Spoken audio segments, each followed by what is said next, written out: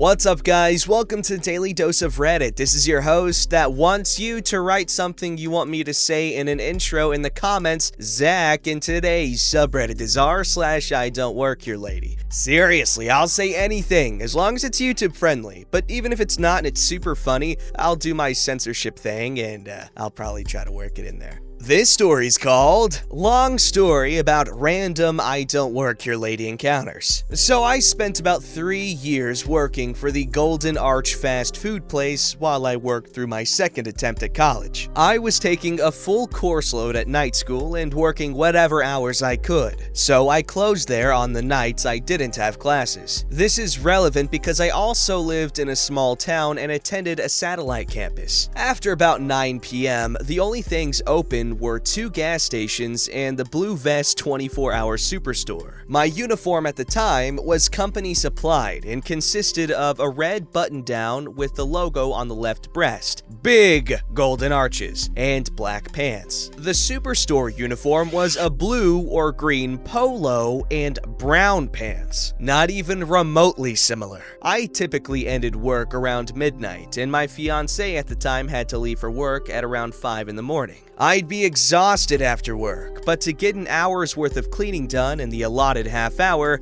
I would run full tilt and get a little keyed up. Going home and sitting quietly after that big burst of energy was awkward, so I often found myself just wandering at the superstore in the middle of the night trying to wind down. It's noteworthy that my mother also worked at the superstore I would visit while she worked, trying to relax enough to go home and go to bed. Because of my mother's stories and my wanderings, I ended up learning a lot about the store. This is relevant. I'm also a bit of a jote, or a jack of all trades. I know a little bit on a lot of subjects, and I've read a lot of packages out of boredom, so I usually had useful information about any given product. I told you all that to tell you the following. The ridiculous number of times that people thought I worked for Superstore is incredible. I mean, yeah, I was wearing a uniform, wandering around without a shopping cart, but it was completely the wrong uniform. I mean, you'd think the golden M on my red shirt would give it away. I may have started it sometimes. I'd hear someone ask their friend or muse aloud about a product, and I'd offer my opinion or tell them where the markers were. Then, next thing you know, someone asked me where the aspirin was. Then there'd be 2 or 3 people standing in line waiting to ask me a question. It was kind of fun sometimes. I got to do the fun part of the job without any repercussions. I chatted about lures in the fishing department, recommended daffodils over tulips in the garden department. I convinced a guy in electronics to upgrade his TV while he was buying a Blu-ray player, and helped an older lady read package labels in the canned soup section for her newly low-sodium husband. And the best part was, I couldn't get in trouble for anything, cause I didn't work there. Most people were easily turned away with, "Sorry, I don't actually work here, I was just helping my friend out, but I'm sure you can find an employee at whatever location." But there were a few. One example was, gentleman who was uncomfortably warm. The store had a habit of turning the AC off at night to save money. In the summer, the building got rather toasty. "I'm hot." Yes, it is quite warm in here. They turn the AC off at night to save power. "Well, what about customers?" I guess they figure since there's not as many at night. "Well, fix it." Dude, chill. It's about 75 degrees in here. It's really not that hot. There's no need to yell. "How dare you talk to me that way?" How dare you talk to me that way? "You're the manager. Fix it." I wish. I work across the street. He stares at me. I stare back, scowling. You really don't work here?" Uh-huh. "Oh, He walks away, looking bewildered. During this 3-year span, the store did a full remodel, which involves relocating every single piece of merchandise as far from its original position as possible, while simultaneously making the floors 25% more slippery and painting the walls an even uglier color. They do this every 10 years or so, which is why that store now has walls that alternate between Battleship Gray and Baby Crap Orange by department, and floors one could play hockey on, but I digress. This particular remodel was in 2009. Remodel work happens overnight when there are, theoretically, fewer customers in the store, particularly considering the town had a population of less than 4,000. I rather enjoyed watching the work being done, as it was incredibly efficient. Those huge 50-foot long, 10-foot shelves, you know they can stick a set of wheels under them and half a dozen guys can just shove 8 or 10 of them together without moving a single piece of merchandise? So I'm standing there watching the guys lay new flooring. They're so fast, it looks like a time-lapse video. This lady walks up to me, standing by the caution tape. "Where are the markers?" I think. That was the department anyway. I shrug. They're working on the floor to the craft department. I'm pretty sure the markers are in that stack of shelves. I point to the series of about 10 shelves pushed within millimeters of each other. "Well, how am I supposed to get markers?" I gesture at the rapidly working team. I've watched them do this a few times now. I think they'll have the shelves back in about an hour. "I need the markers!" "I don't know what to tell you, hun. They'll be done soon." "I need them now!" At this point, several men from the remodel team look up. I wave them back. They've seen me watching them for about 5 nights in a row now, and no, I don't work there, but shrug and keep going. I shrug. "I don't know what to tell you. Either wait an hour or come back 2 hours ago before they move the shelves." She's visibly befuddled by this comment, but keeps getting angrier. "Move them now and get me markers!" What do you think I can do? I'm quietly laughing my ass off inside because I don't get to do this routine at my job. She's flat out screaming, full Karen mode deployed. "Do your freaking job and get me what I asked for!" I turn to face her fully, wait for a 10 count, then slowly raise my left hand and tap my fingers against the Golden Arches logo embroidered on my left breast. She stares. I stare. I wait, then I tap again. Then she stares, and I wait. I swear, I watched her hair actually deflate from the raised position as she awkwardly looked me over from head to toe. Then, at a glacial speed, she turned and took 2 steps away from me. Then she bolted for the exit. I watched her leave the building at a full run. The cashier looked back at me quizzically, and all I could do was grin and turn back to watching the crew work. That was a good night. You know what? That's actually a really pleasant story. I know usually the I Don't Work Here Lady stories go a similar way, but this one, honestly, pretty similar to the other ones, but I don't know why. This one sticks out. I like the writing style, maybe? It was a good story. I'm really digging OP's sense of humor here. And honestly, I agree. Going to Walmart's very pleasant for me, especially late at night. I guess it's because I associate it with going there like late at night whenever I'd be hanging out with my cousins or like my friends or something, and it's a fun time. This story's called Woman Mistakes 13-Year-Old Me for Store Employee. First post, and I'm on mobile. Please be gentle. Before we get started, here's a little bit of background. Me, as a 13-year-old, was 5'6", 150 pounds, and paranoid and spry as flippity-doo-dah. My favorite clothes at the time were a red polo and black jeans. Though that isn't the store's actual uniform, it's close enough for you to be able to tell where this is going. Also, though I was a male, I was the height of a relatively average female, and had the voice, skin, and hair of one when looked at from the back. So I got mistaken for a young female adult a lot. Another note, I was in the store with my little sister, much older brother, and mom. My stepdad was at work. Here's the cast. There's me. Absolute trash heap, Karen. Bro. Sis.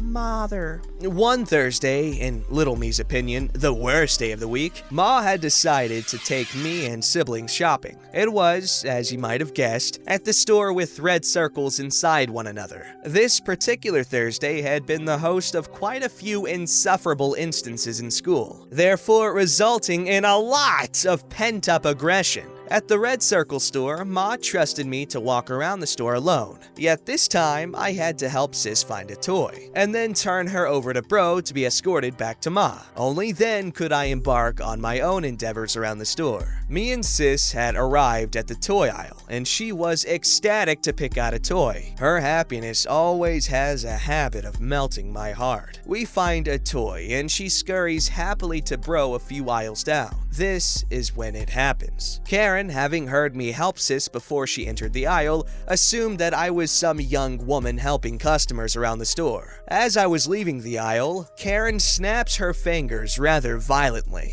"Yo, girl, come here now!" I didn't even know that she was talking to me, but all my aggression came flooding back at the prospect of this old hag ruining someone's day. I freeze but don't turn around. Karen, now raising her voice and snapping more, "Are you deaf or something? Come here this instant!" Now, at the time, I had 30% hearing loss combined with tinnitus, so that was a very sore subject. Filled with rage, I still don't turn around. I hear her footsteps coming towards me and feel super badass as I took a step forward just in time to avoid her grabbing me.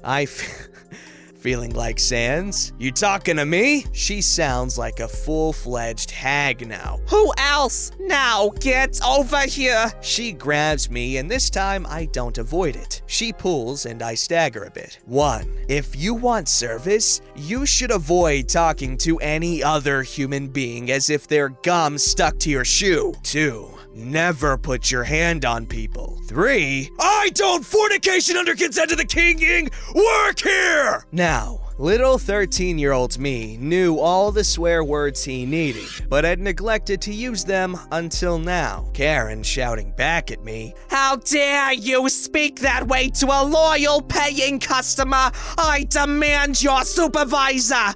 You can go get any supervisor in this whole goddamn country before I give a crap! How at the top of my lungs. Don't freaking interrupt me! I turn around. You want help? Maybe stop being such a schlong so less people quit jobs like this on account of douchebags like you. Ma'am, I am a 13-year-old boy who is helping his sister pick out a toy. Now, why don't you stop making everyone's life a living hell and get out of my sight? She took a good look at me, let go, and scrambled. I felt like I was the most badass kid in the city. Bro, who could hear the whole thing, turned the corner, absolutely gaping at what I had just said. After a moment of shock, he was over the moon. I couldn't get over it for about 2 days, and I never saw that woman again. Ma heard none of it from across the store, and Sis was distracted with her new toy. I got several stares, but it was so worth it. Also, it didn't help Karen that I had been scrolling through Reddit, subs similar to these, the night prior. I don't regret it in the slightest, even though it was a bit of an extreme reaction. Okay, honestly, if someone grabs you, they forfeit their right to politeness, although, in my opinion, you should be polite for as long as you possibly can. But then again, you don't really owe anyone anything if they're putting their hands on you, other than a piece of your mind, am I right? And that's it. Don't get physical, unless it's to defend yourself and you feel genuinely threatened. In which case, yeah, go ham, but not too hard, because, you don't want to injure yourself in the effort, and you don't want to go too far. But then again, you got to give yourself enough time to get away from the situation. But then again, are you ready for the consequences of killing another man or woman? Hell, even a chimpanzee, don't ask me how that might come up. But yeah, I sure wasn't ready. I'm sorry, Bubbles. Joe Rogan said you'd rip my face off like it was nothing. Alright, this story's called Lady Found My Home Number in a Leaflet. This happened about a week ago, and I am still royally miffed about it. I hope, even though it happened over the phone, it will still fit into the sub. So I was sitting and watching the telly when my home phone rings, and expecting other calls that day, I answer. It is a woman with a very heavy foreign accent. I wouldn't want to say where from, but it made her very difficult to understand. I shall be me, and she shall be rude lady. Hello? Yes, hello? I was just calling about that you were offering at this time. pardon? I can't quite hear you. I said very clearly that I was calling about this offer. I see you are advertising about the installation of the insulations. She said very drawn out and slow. I'm sorry, the what? I said, stupid idiot, the offer that you are advertising on insulations that you are doing. I'm really sorry, but I think you must have the wrong number. You've called my house phone. No, you stupid person. I have called correctly from your advertisement on a leaflet. Look, don't you dare call me stupid when you have clearly misdialed the bloody number. I am telling you, woman, you have called my home, my personal house phone. I am not a business. I will call you stupid, as you are clearly a stupid who has no idea how to run a business. I am telling you, stupid idiot, that I have called the right number. Now, do you help me with this, or do I get you fired for being too stupid? Right. I will ask you once again before I hang up. Read out the number on the leaflet. Go on, tell me the number and it will prove that you have misdialed. Fine. Listen closely, stupid person. It is... Gives my home number. Do you see? Let me read it again. She reads it slowly and clearly, and again it is my home number. Now do you see, stupid person? You see I'm right? Look, I don't know what to say here. That is the number for my personal house phone. I don't know where you got the leaflet, but it must have the wrong number on it. I can't help you. I'm gonna hang up now. I hang up, really angry at how rude she was and hoping that she had gotten the hint. I was wrong. The phone rings again and I answer, immediately recognizing her voice. Hello? Hello, yes? I'm calling about the offer that you are... Look, lady, you have called my personal number again. I don't know why my number is on a leaflet, but I am not the person you need to call. This is a... I have just had it with you. I called correctly the right number on your leaflet, and I am sick of talking to so stupid and want to talk to your supervisor right now, and I shall have you fired for being an idiotic, stupid little slur. Do you understand? That is it! I have had it! If you are too thick to get that you aren't calling a freaking business, then I shall keep hanging up on you. Now, get the hint and step off, you nasty twat. I hang up before she can get another word in, but the phone rings again immediately. I am shaking in anger at this point. Hello? That is it. You give me the number of a supervisor right now. I will not be spoken to this way by... Don't you dare call me another word. Not another word. I'm sorry, but you can't have the right number.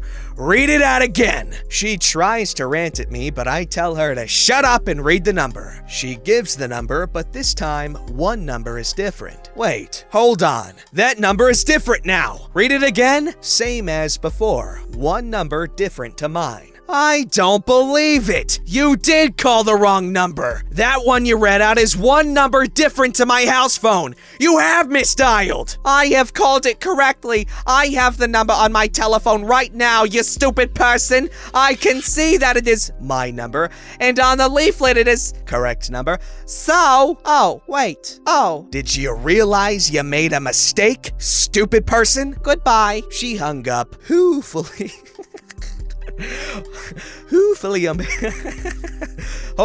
embarrassed and stupid. Feeling embarrassed and stupid. I feel embarrassed, but not stupid. Actually, I'm never embarrassed. Man, I Don't Work Here Lady is really good today.